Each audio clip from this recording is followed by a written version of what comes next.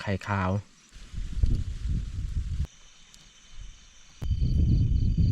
เสียงคน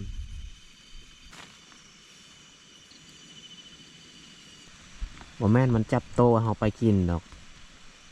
ควันเฮานี่แหละมันจับในนั้น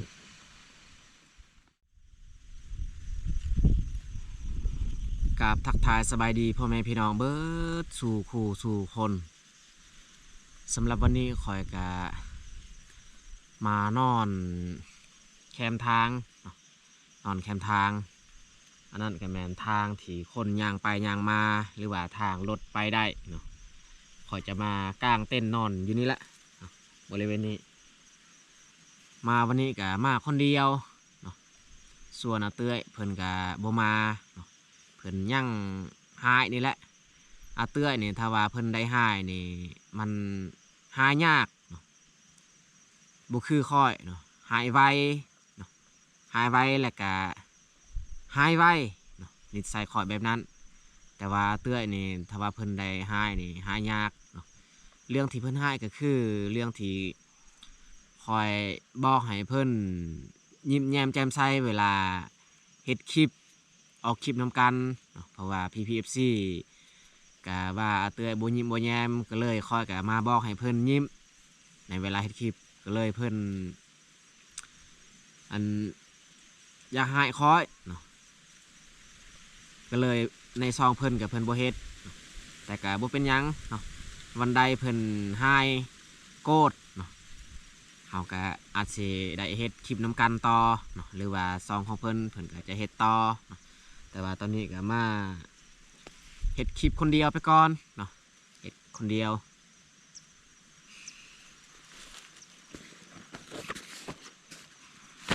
นี่แหละ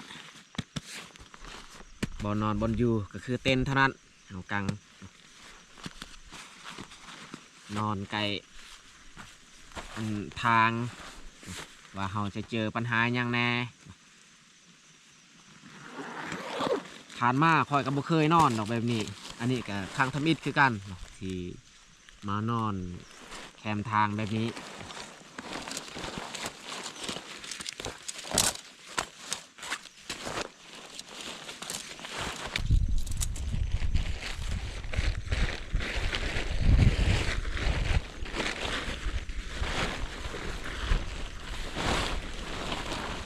อากาศหนาวแบบนี้เนี่ยเราที่กลางเต้นไว้ก่อน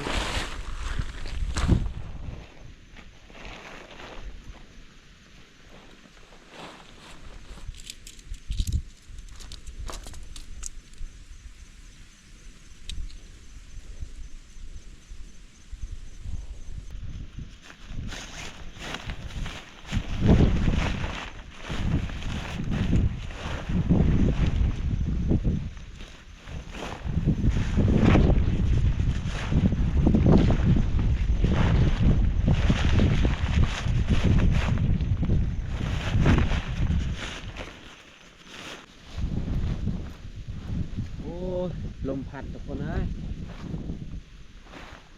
อากาศค่อนข้างหนาวแห้งนอนคนเดียวอีก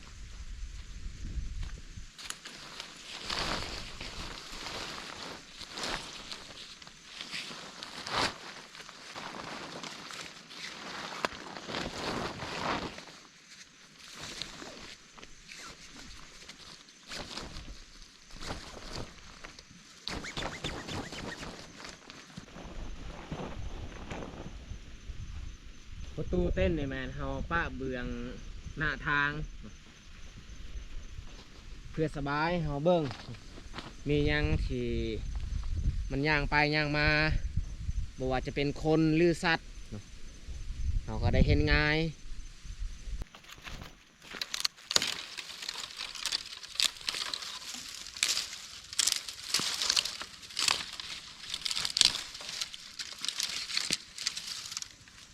เด็ดเอาฟืนเพื่อตั้งไฟ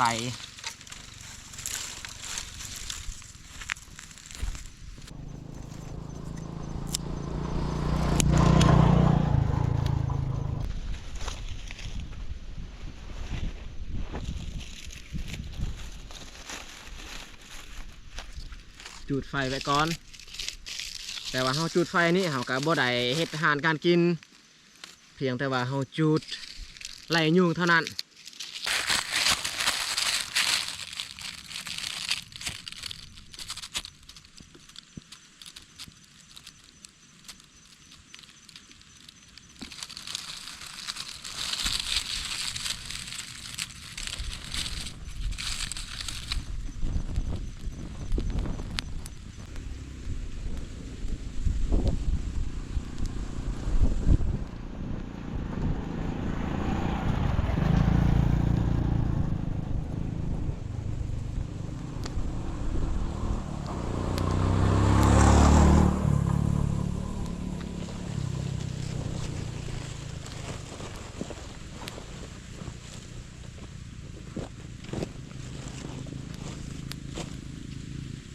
เอาผ้าบาทนี้มาปูบอนเฮาสินั่งอยู่นี่แหละ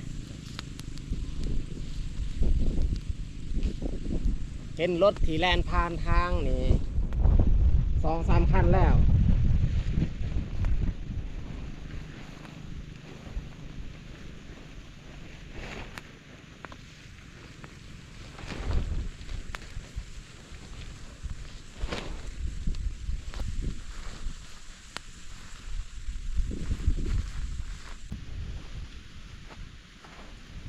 เรียบร้อยทุกคนเลย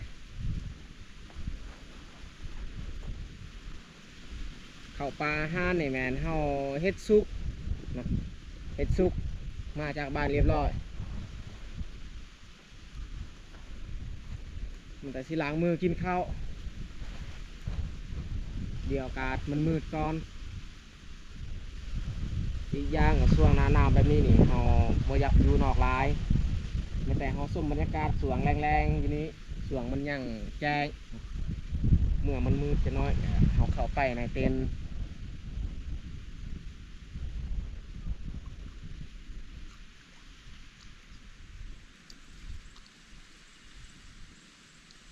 บูฮู้ว่ากลางคืนจะน้อยมีรถแล่นผ่านหรือบอ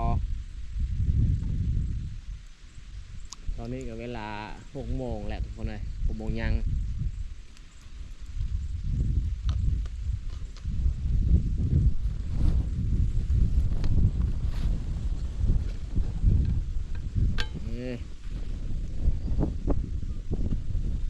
กับเขา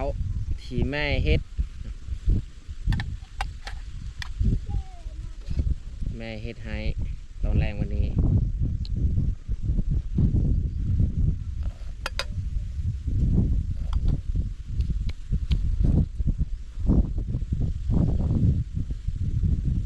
ก่อนเราสิกินข้าวแบ่งให้เจ้าที่เจ้าทางก่อน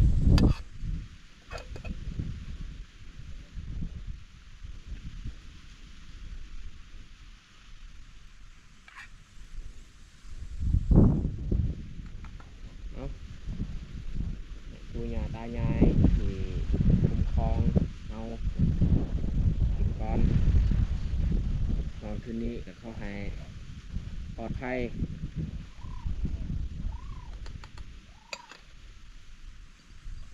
ข้าวเจ้า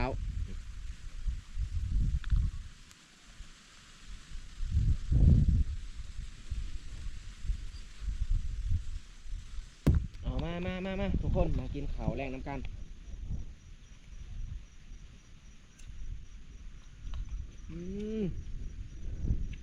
สุดยอดเลยลือซื้อมือไหน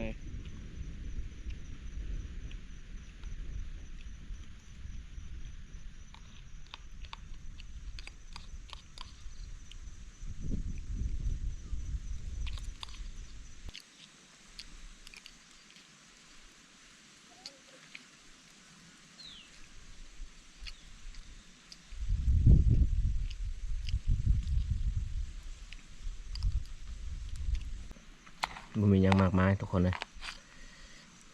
กินซ้ำนี้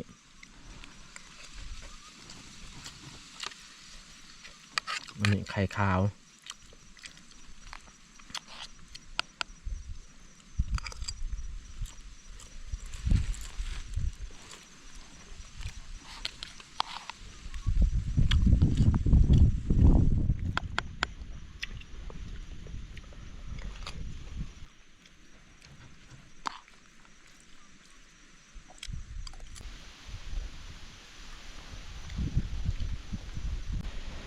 คนเคยเห็นบ่คอยถ่ายคลิปใน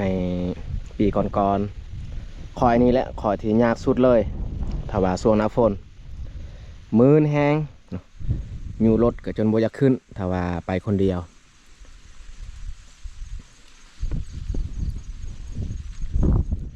พื้นที่นี่บนนี้เป็นพื้นที่ที่ค่อนข้างเพียงแล้วก็เทิงหน้าพานี่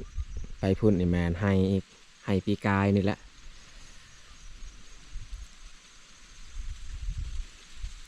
บรรยากาศดีๆส่วง6 โมงแรง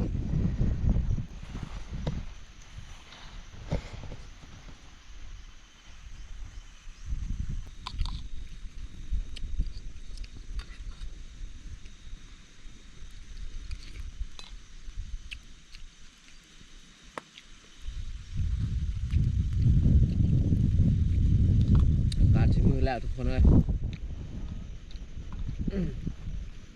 นั่งไฟไฟมันจึงอุ่น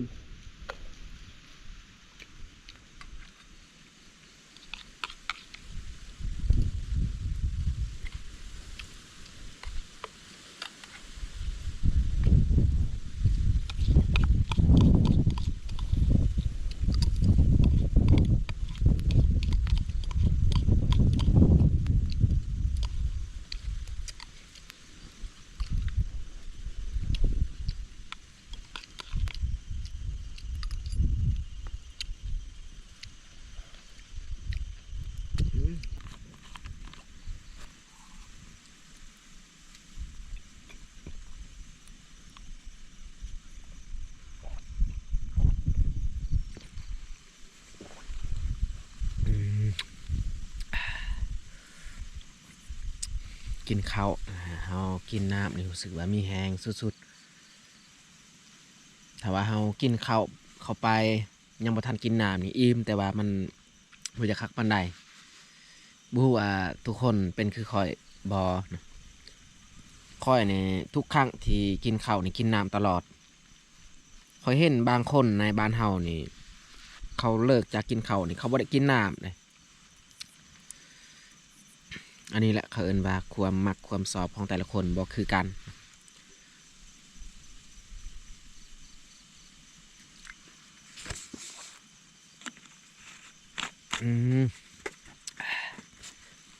ดีเต็มที่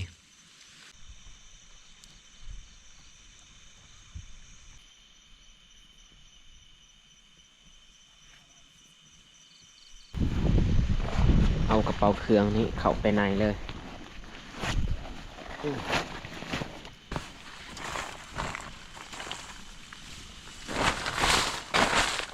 ลมพัด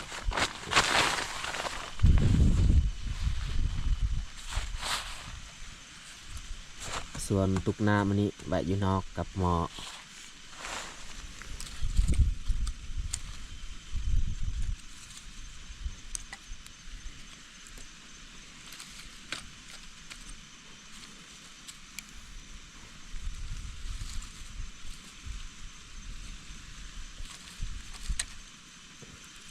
สุ่มใบแบบนี้ลมพัดตลอดมันสุดไหวฟืนแต่ก็บ่เป็นหยังเฮาบ่ได้นอนแบบอยู่นอกเฮานอนในเต็นท์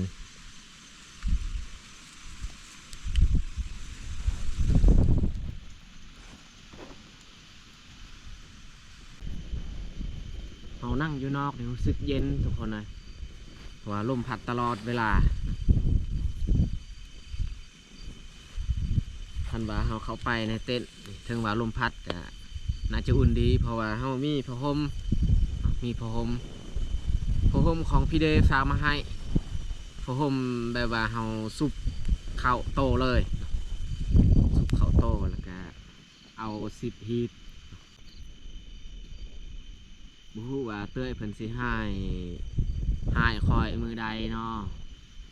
เพื่อเฮาจะได้เฮ็ดคลิปนำกันช่วงนี้นี่คอยกับป้าเต้ยนี่บ่อยากเข้ากันพันใดทุกคนเลยตั้งแต่เฮาทางปลาเฮ็ดให้2 คนตั้งแต่ที่เฮาได้ผิดกันในมือ เฮาทางปลาเฮ็ดให้หั่นแหละถ้าว่าไผได้ย้อนกลับไปเบิ่งในคลิปก่อนๆหรือว่าได้เบิ่งแล้วอาจจะฮู้ดี แต่ก็เป็นเรื่องธรรมดาเนาะเรื่องธรรมดาของคนผัวเมียหั่นแหละมีตอนบ่ดีแล้วก็มีตอนดี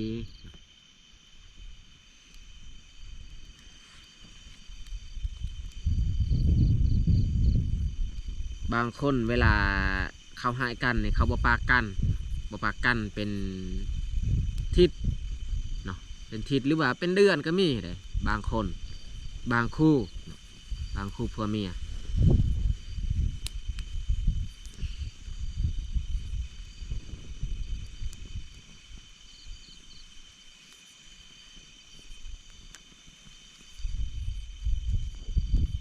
แต่ว่าสำหรับค่อยนี่ค่อยเป็นคนมักปากไวแต่ว่านี่นะเต้ยนี่บ่อยากปากน้ำเฮาส่วงเฮาอยู่เฮือนเพิ่นก็ปากเว้าน้ำเฮาแต่ว่าเวลาเฮาส่วนออกไปเฮ็ดเวียกนี่เพิ่นบ่อยากไปแล้วแบบบ่อยากไปนำกันเฮาส่วนไปเฮ็ดคลิปกับเพิ่นบ่อยากไปโอ้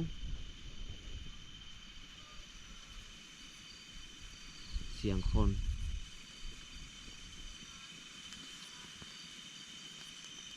อยู่เทิงคนฮะ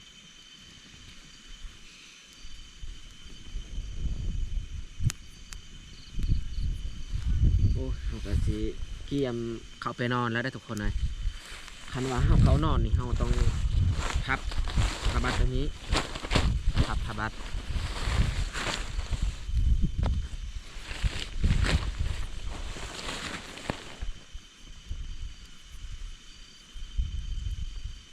มิด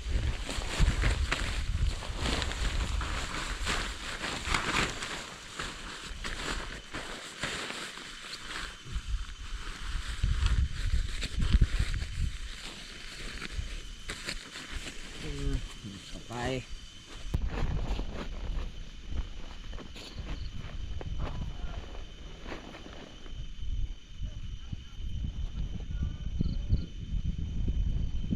ทุกคนยิ่ง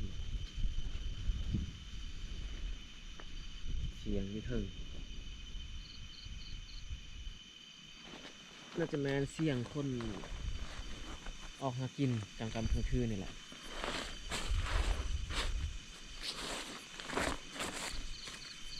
เอาเข้าไปในเต็นท์รู้สึกว่าอุ่นดีเลยทุกคนเลยอุ่นดีลมบ่ทึกพัดใส่โตวเฮา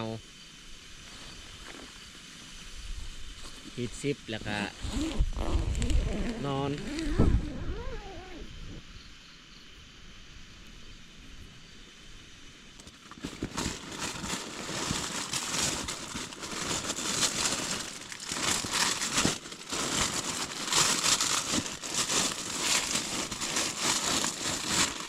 นี่ผ้าห่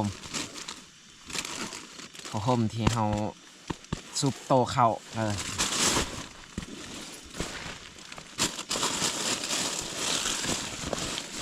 เป่าเครื่องไว้เบื้องนี้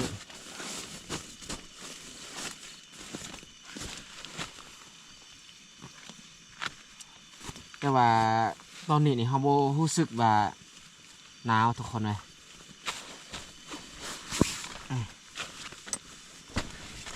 ถักไปผ้าห่มสุดนี้นี่ผู้ที่เฮาซุปเข้าตัวนี้แหละนุ่มดีนอนคนเดียวพอดีเลยผ้าห่มแบบนี้ถ้าว่าเฮาบ่อยากซุปเข้าอันนี้ฮีท10นี่10แต่อธิบายร้ายกับแห่งพีอาจจะหูลายกว่าคอย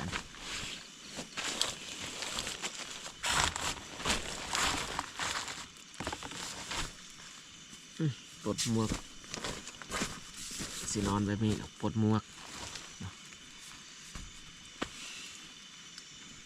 อุ่นเลยทุกคนกลางคืนนี่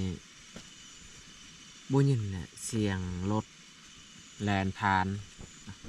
มันแต่ส่วงอัน6 โมงบางกีรถ2-3 คันอีกอย่างกะแถวบ้านเฮามันบ่ค่อยมีรถลายปานใดถ้าว่าคืออยู่ในเมืองถึงว่ากลางคืนหรือว่าตอนดึกก็มีรถแล่นตลอดเนาะอยู่บ้านเฮานี่รถบ่หลายทั่วหมู่บ้านเฮานี่ประมาณ10 ปลายเนาะ10 ปลายคันหรือว่าบ่ฮอดอันนี้นี่เฮาประมาณสิซื้ออาจจะบ่ฮอดเนาะ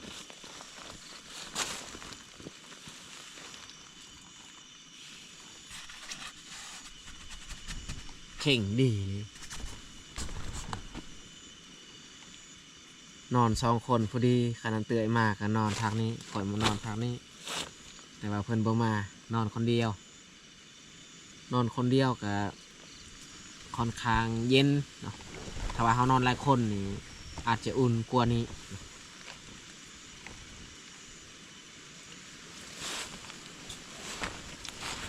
โอเคทุกคนเลยแต่เฮาเข้านอนแล้ว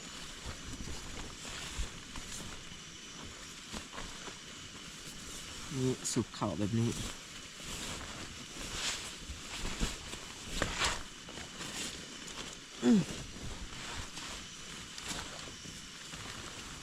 สุกเข่าในนี้เอาเบื้องนี้มันเป็นลักษณะคือหมวกเลยขักดีเลย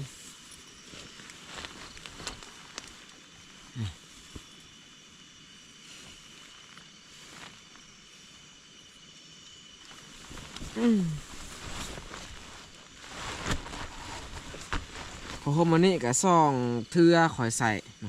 ส่วงไปนอนห้วยเทือนึงแล้วก็ข้างนี้เทือนึงข่อยเอามาใส่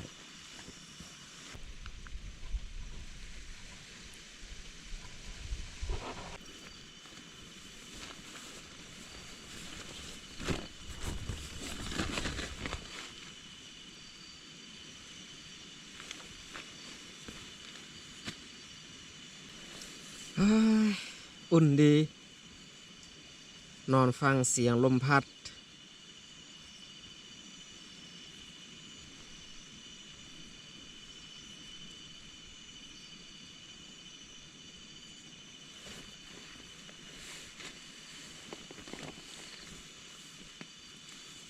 นุ่มขนาดพอผมมันนี่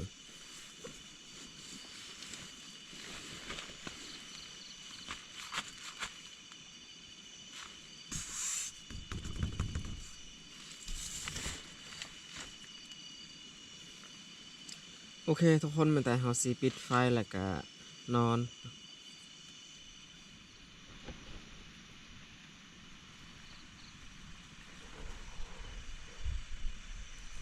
ยินแต่เสียงลมพัดวิวข้างนอกแต่ว่าข้างในนี่อุ่นดี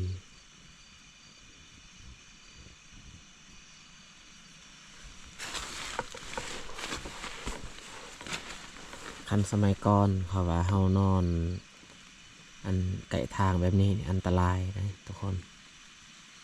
อันนี้ก็คอยมานอนคักทำอิฐเนาะลองมานอนมาถ่าทายเนาะว่ามันจะเกิดอย่างในส่วงมืดคำแบบนี้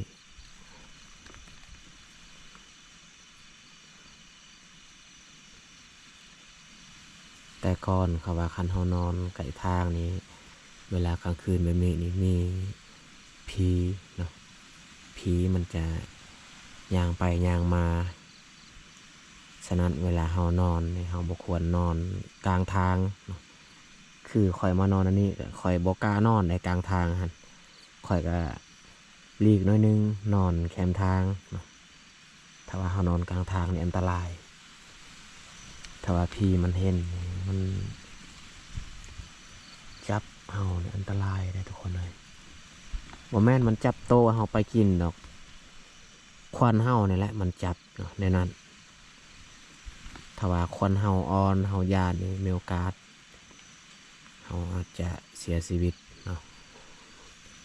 แต่ว่าเฮาสิบ่ร้ายเพราะว่าเฮามานอนคนเดียว